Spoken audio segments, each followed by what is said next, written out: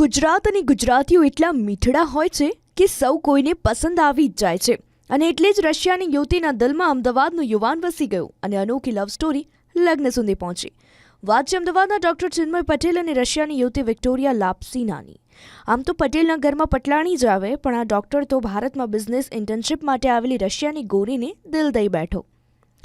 Common ફ્રેન્ડના માધ્યમથી થયેલી આ મુલાકાત જન્મોજન્મના બંધનમાં ફેરવાઈ. કાંકરિયાના પટેલ પરિવારના પુત્ર ડોક્ટર ચિન્મયે જ્યારે પરિવારમાં રશિયન લાડીને વહુ તરીકે લાવવાની વાત કરી તો પહેલાં તો પરિવારને થોડો આઘાત લાગ્યો, પરંતુ બાદમાં ડોક્ટર ચિન્મયના પરિવારે વિક્ટોરિયાનો પ્રેમથી સ્વીકાર કર્યો.